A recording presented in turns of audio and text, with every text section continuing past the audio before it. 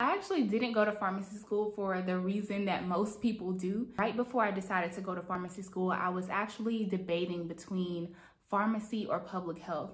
And I ultimately ended up choosing pharmacy school, but my goal was to understand how drugs worked. My goal was not to become a traditionally practicing pharmacist like in a community or a hospital setting. And so I always had that public health lens during pharmacy school. Very early on, I realized that that thread that was going to help me link from pharmacy to public health was writing. My ultimate goal, like my big dream, was to become a public health pharmacist at the CDC, and I accomplished that goal. I got a fellowship position in health communications for the antibiotic stewardship campaign at CDC. And so my job was to help translate the scientific research that the subject matter experts developed and translate that into content that was understandable for the general public. I was like a liaison between the science minds and the lay people who needed to understand what was going on as far as the research goes. That was really, I think, my first introduction to content marketing, even though it wasn't framed in that way.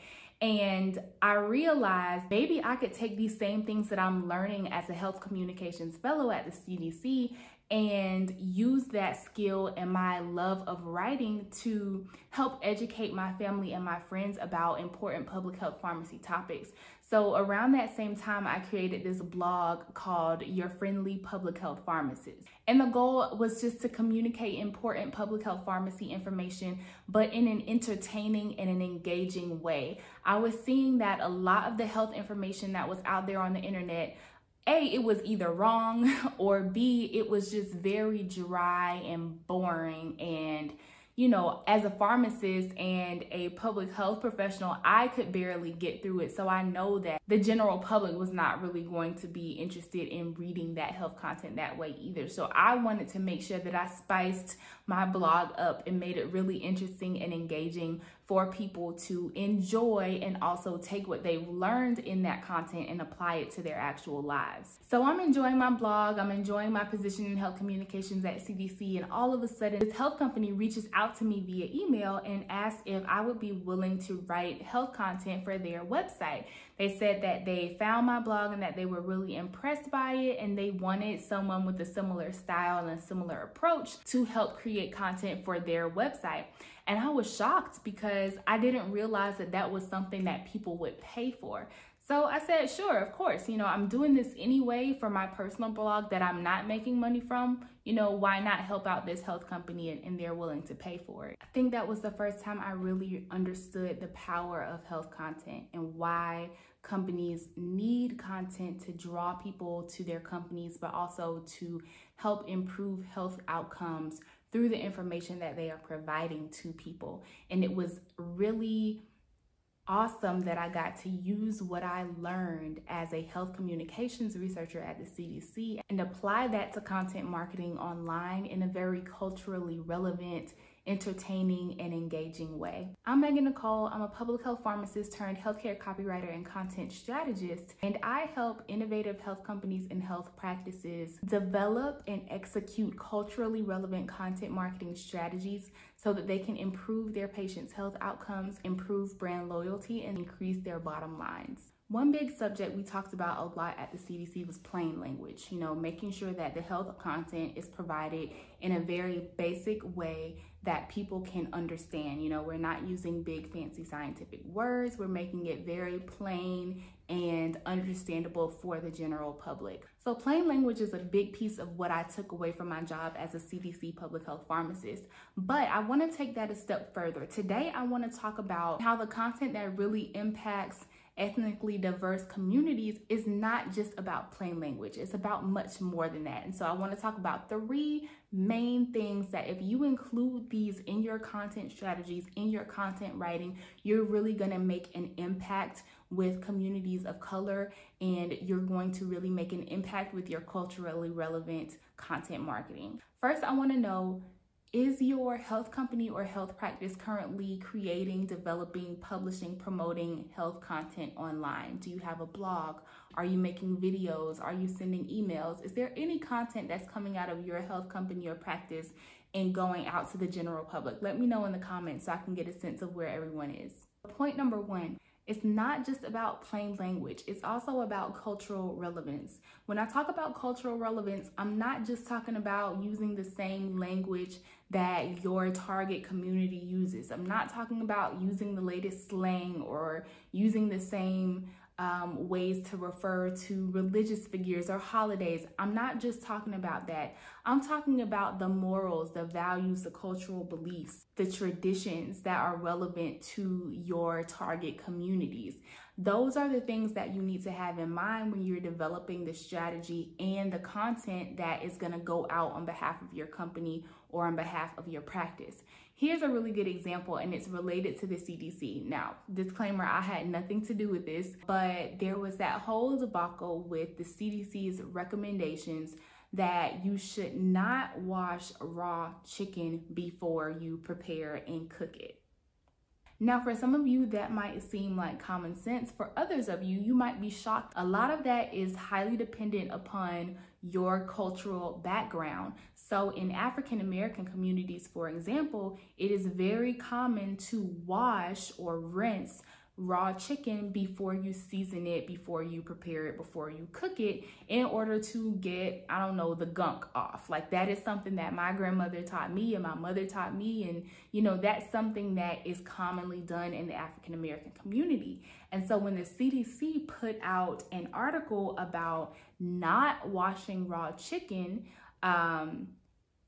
that did not translate well to the African American community at large. And so there was a lot of tension there because the cultural significance to that community was not really taken into account when that recommendation was made and when the public-facing content was pushed out for it.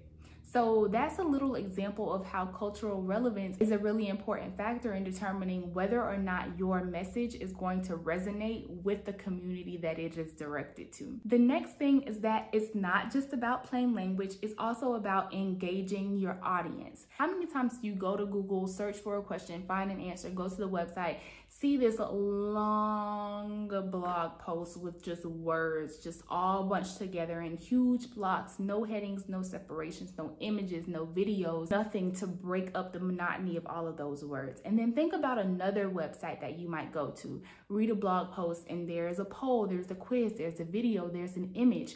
All of those things are there to help break up the monotony of that blog post and keep you engaged and interested in what you are reading. When you engage with the people who are reading, you extend the length of time that they are interacting with you and your brand, and you also make them much more invested in the interaction. So think about like when you go on Facebook, right? And maybe you have colleagues or friends or parents or grandparents who are always doing these random Facebook quizzes like, which Game of Thrones character are you most like? Or which Harry Potter house do you belong to? And they post their results because people love doing quizzes.